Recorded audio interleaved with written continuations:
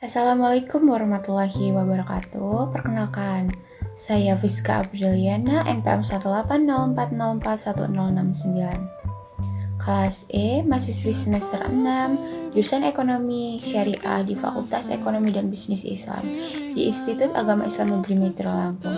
Pada kesempatan kali ini, saya sebagai anggota kelompok 4B nomor absen 14 akan membahas mengenai prinsip-prinsip Bank Sentral dan kebijakan moneter. Tugas ini saya buat guna untuk memenuhi mata kuliah fiskal dan moneter yang diampu oleh Ibu Selvia Nuriasari, MEI. Yuk kita simak video selanjutnya. Pada bab pertama, pendahuluan. A. Latar belakang. Pada perkembangan sejarah peradaban manusia, peranan uang dirasakan sangat penting keberadaannya. Hampir tidak ada satupun bagian dari kehidupan ekonomi manusia yang tidak berhubungan dengan adanya keberadaan uang. Pengalaman menunjukkan bahwa jika jumlah uang beredar di luar kendali, maka dapat menimbulkan pengaruh yang buruk bagi perekonomian secara keseluruhan. Pengaruh buruk dari kurang terkendalinya perkembangan jumlah uang beredar tersebut antara lain dapat dilihat pada kurang terkendalinya perkembangan variabel-variabel ekonomi utama, yaitu tingkat produksi atau output dan harga. Dalam sebuah perekonomian Islam, permintaan terhadap uang akan muncul terutama motif dari transaksi dan tindakan berjaga-jaga, yang ditentukan pada umumnya oleh tingkatan uang dan distribusinya. Dengan demikian, maka uang harus terdistribusi secara merata kepada seluruh masyarakat di suatu negara. Kondisi ini akan tercipta jika ada campur tangan pemerintah melalui peraturan-peraturan dan tindakan-tindakan di lapangan keuangan moneter. Menurut Undang-Undang Nomor 23 Tahun 1999 tentang Bank Indonesia yang mempunyai tujuan untuk menetapkan dan melaksanakan kebijakan moneter yang efektif dan efisien melalui sistem keuangan yang sehat, transparan, terpercaya dan dapat dipertanggungjawabkan yang didukung oleh sistem pembayaran yang lancar, cepat, tepat, dan aman, serta pengaturan dan pengawasan bank yang memenuhi prinsip kehati-hatian. Berdasarkan uraian di atas, saya sebagai pengalah akan membahas mengenai prinsip-prinsip bank sentral dan kebijakan moneter. B. Rumusan masalah. Pertama, apa yang dimaksud dengan bank sentral? Kedua, jelaskan prinsip-prinsip bank sentral. Ketiga, apa yang dimaksud dengan kebijakan moneter? Keempat, jelaskan prinsip-prinsip kebijakan moneter. C. Tujuan penulisan.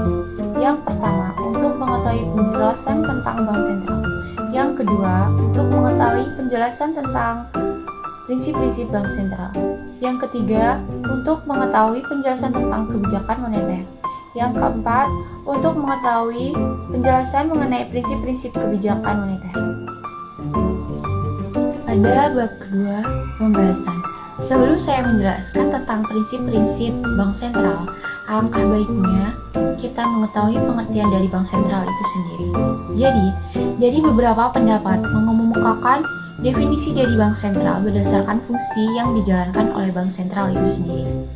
Misalnya, menurut Hauke yang ditulis pada tahun 1973 pada bukunya, Bank Sentral adalah sebuah organisasi yang berada di antara pemerintah dan perbankan.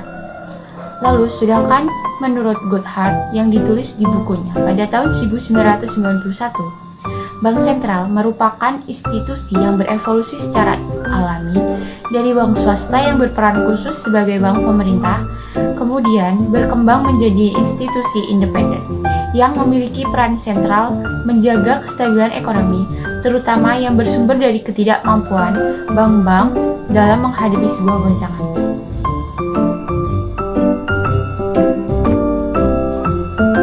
Pada poin B, prinsip-prinsip bank sentral. Bank Indonesia sebagai bank sentral yang independen menerapkan prinsip kepercayaan dan prinsip kehati-hatian yang tercantum di dalam peraturan perundang-undangannya. Ditemukan istilah kedua prinsip tersebut di dalam pasal 29 ayat 2 Undang-Undang Nomor 7 Tahun 1992 tentang perbankan dan berikut perubahannya dalam Undang-Undang Nomor 10 Tahun 1998 tentang perbankan, serta penjelasan-penjelasan yang terdapat dalam kedua undang-undang tersebut. Walaupun kedua prinsip tersebut tidak diatur secara tegas, namun pada pasal 29 Undang-Undang tentang Perbankan yang menyatakan bahwa bank sebagai penghimpun dan penyalur dana masyarakat harus menempuh cara-cara yang tidak merugikan bank dan kepentingan nasabah yang sudah memberikan kepercayaan terkait dananya kepada bank. Pada proses transaksi, bank bersedia memberikan kredit kepada nasabah atas dasar kepercayaan bahwa nasabah akan mampu membayar kembali atau melakukan pelunasan terhadap kreditnya tersebut sebelum jatuh tempo. Sebagaimana telah diperjanjikan dalam perjanjian kredit yang disepakati pihak bank dengan nasabah. Hal ini diatur dalam pasal 8 Undang-Undang Perbankan yang menyebutkan bahwa 1. Mempunyai keyakinan berdasarkan analisis yang mendalam atas itikat dan kemampuan serta kesanggupan nasabah debitur untuk melunasi utang-utangnya atau mengembalikan pembiayaan dimaksud sesuai dengan yang diperjanjikan. Kedua, memiliki dan menerapkan pedoman perkreditan dan pembiayaan berdasarkan prinsip syariah, sesuai dengan ketentuan yang ditetapkan oleh Bank Indonesia. Isi pasal tersebut didasari atas prinsip kepercayaan oleh bank terhadap nasabahnya. Dengan kepercayaan yang diberikan oleh bank dalam pemberian kredit terhadap nasabah akan mampu memperlancar jalannya kegiatan perbankan serta ditunjang oleh nasabah dalam pembayaran kredit yang dilakukan sesuai jangka waktu yang telah disepakati. Selain itu, disebutkan pula bahwa bank diwajibkan untuk memelihara kesehatan bank sesuai dengan aspek yang berhubungan dengan usaha bank yang wajib dilaksanakan sesuai dengan prinsip kehati-hatian. Jadi, dengan kehati-hatian tersebut, bank mampu menjaga kepercayaan yang telah diberikan oleh nasabah sehingga nasabah akan menggunakan layanan jasa dari bank tersebut secara terus-menerus. Tujuan dari prinsip kehati-hatian ini agar bank yang menggunakan uang nasabah itu akan mampu membayar kembali dana masyarakat yang disimpan kepada bank apabila ditagih oleh para penyimpannya. Bank Indonesia dalam rangka pelaksanaan pengaturan perbankan berdasarkan prinsip kehati-hatian memberikan suatu ketentuan sebagai berikut. A. Kewajiban penyediaan modal minimum. B. Kewajiban memelihara posisi devisa neto setinggi-tingginya 23% dari modal bank. C. Ketentuan batas maksimum pemberian kredit atau BMPK. D. Penyisian penghapusan aktiva produktif. E. Pinjaman komersial luar negeri. F. Ketentuan loan to deposit ratio atau LDR maksimum 110%. G. Kriteria orang-orang tercela yang dilarang menjadi pemegang saham dan atau pengurus bank. Sementara itu, dalam menguraikan prinsip kehati-hatian, ketentuan dalam Undang-Undang Nomor 10 Tahun 1998 tentang perbankan yang merupakan penjabaran dari prinsip kehati-hatian tersebut, yaitu A. Aspek dasar pada pasal 2, B. Aspek ketentuan perkreditan pada pasal 8 dan pasal 11, C. Aspek perizinan, bentuk hukum dan kepemilikan bank pada pasal 16 sampai pasal 28, D. Aspek pembinaan dan pengawasan Bank Indonesia pada pasal 29 sampai pasal 37. C. Pengertian kebijakan moneter. Kebijakan moneter merupakan kebijakan otoritas moneter atau bank sentral dalam bentuk pengendalian besaran moneter untuk mencapai perkembangan kegiatan perekonomian yang diinginkan. Dalam praktek, perkembangan kegiatan perekonomian yang diinginkan tersebut adalah stabilitas ekonomi makro yang antara lain dicerminkan oleh stabilitas harga atau rendahnya laju inflasi, membaiknya perkembangan output real atau pertumbuhan ekonomi, serta cukup luasnya lapangan atau kesempatan kerja yang tersedia. Dapat juga diketahui, kebijakan moneter adalah suatu usaha dalam mengendalikan keadaan ekonomi makro agar dapat berjalan sesuai dengan yang diinginkan melalui pengaturan jumlah uang yang beredar dalam perekonomian. Usaha tersebut dilakukan agar terjadi kestabilan harga dan inflasi serta terjadinya peningkatan output, keseimbangan, dan kemakmuran masyarakat. Pengaturan jumlah uang yang beredar pada masyarakat diatur dengan cara menambah atau mengurangi jumlah uang yang beredar. Prinsip-prinsip kebijakan moneter. Kebijakan moneter dalam Islam berpijak pada prinsip-prinsip dasar ekonomi Islam sebagai berikut. A. Kekuasaan tertinggi adalah milik Allah dan Allah lah pemilik yang absolut. B. Manusia merupakan pemimpin khalifah di bumi tetapi bukan pemilik yang sebenarnya. C. Semua yang dimiliki dan didapatkan oleh manusia adalah karena seizin Allah. Dan oleh karena itu, saudara-saudaranya yang kurang beruntung memiliki hak atas sebagian kekayaan yang dimiliki saudara-saudaranya yang lebih beruntung. D. Kekayaan tidak boleh ditumpuk terus atau ditimbun. E. Kekayaan harus diputar. F. Menghilangkan jurang perbedaan antara individu dalam perekonomian dapat menghapus konflik antar golongan. G. Menetapkan kewajiban yang sifatnya wajib dan sukarela bagi semua individu, termasuk bagi anggota masyarakat yang miskin. Bab 3. Penutup. Kesimpulan, berdasarkan uraian tersebut, Bank Sentral merupakan institusi yang berevolusi secara alami dari bank swasta yang berperan khusus sebagai bank pemerintah, kemudian berkembang menjadi institusi independen yang memiliki peran sentral menjaga kestabilan ekonomi, terutama yang bersumber dari ketidakmampuan bank-bank dalam menghadapi sebuah goncangan. Menurut Goodhart yang ditulis pada bukunya pada tahun 1991, Bank Indonesia sebagai bank sentral yang independen menerapkan prinsip kepercayaan dan prinsip kehati-hatian yang tercantum di dalam peraturan perundang-undangannya. Ditemukan istilah kedua prinsip tersebut di dalam Pasal 29 Ayat 2 Undang-Undang Nomor 7 Tahun 1992 tentang Perbankan dan berikut perubahannya dalam Undang-Undang Nomor 10 Tahun 1998 tentang Perbankan serta penjelasan-penjelasan yang terdapat dalam kedua undang-undang tersebut. Walaupun kedua prinsip tersebut tidak diatur secara tegas, namun pada Pasal 29 Undang-Undang tentang Perbankan yang menyatakan bahwa bank sebagai penghimpun dan penyalur dana masyarakat harus menempuh cara-cara yang tidak merugikan bank dan kepentingan nasabah yang sudah memberikan kepercayaan terkait dana kepada bank. Selain itu, disebutkan pula bahwa bank diwajibkan untuk memelihara kesehatan bank sesuai dengan aspek yang berhubungan dengan usaha bank yang wajib dilaksanakan sesuai dengan prinsip kehati-hatian.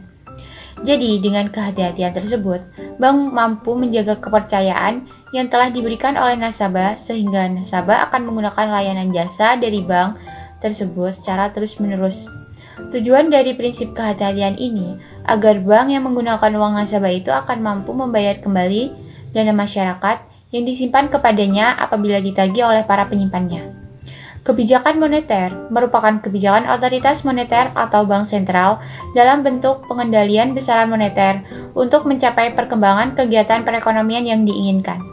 Dalam Islam, kebijakan moneter berpijak pada prinsip-prinsip dasar ekonomi Islam sebagai berikut. A. Kekuasaan tertinggi adalah milik Allah dan Allah lah pemilik yang absolut. B.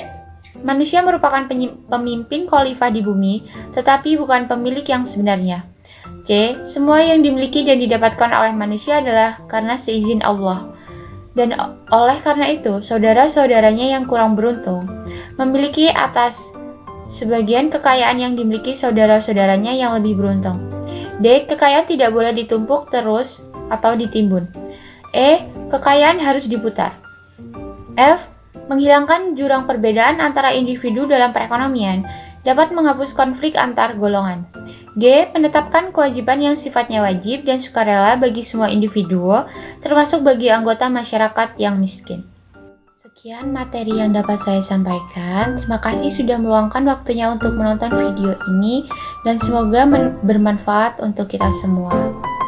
Kurang lebihnya saya mohon maaf dan kepada Allah saya mohon ampun. Saya akhiri, wabillahi taufiq wal hidayah. Wassalamualaikum warahmatullahi wabarakatuh.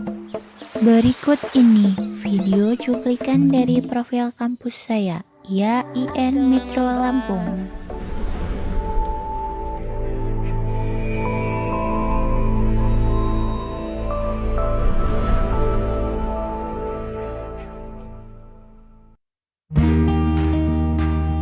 Located in the middle of the city that upholds the values of education, IAIN Metro is the only Islamic State Institute in Metro City. It takes 30 minutes from Lampung Provincial Capital. IAIN Metro is committed to generating the nation's next generation that upholds the values of Islam and equality. IAIN Metro has 4 faculties and 1 graduate program. Each department in Faculty of Tarbiyah and Teacher Science,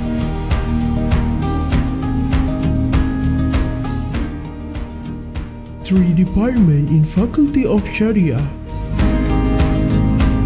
Institut Agama Islam Negeri IAIN Metro dengan akreditasi institusi B menerima mahasiswa baru melalui seleksi mandiri. Menjadi perguruan tinggi keagamaan Islam yang unggul dalam sosio-eko-teknopreneurship, berlandaskan nilai-nilai keislaman dan keindonesiaan, merupakan visi Institut Agama Islam Negeri Metro Lampung. Dengan visi tersebut, kami siap membentuk putra-putri bangsa menjadi sarjana yang inovatif, humanis, dan mandiri melalui berbagai program dan manajemen yang berkualitas. Metro juga didukung dengan sumber daya manusia, baik dosen maupun tenaga kependidikan yang sangat memadai. Dosen bergelar akademik profesor ataupun guru besar. Demikian pula dosen-dosen bergelar doktor dan magister. IAIN Metro dilengkapi dengan pembelajaran yang multimedia, ruang kuliah, perpustakaan, dan laboratorium yang representatif, serta sarana pengembangan bakat dan minat mahasiswa. Mari bergabung dengan IAIN Metro, bersama-sama kita membentuk generasi muda yang islami, yang mandiri dan berkarakter.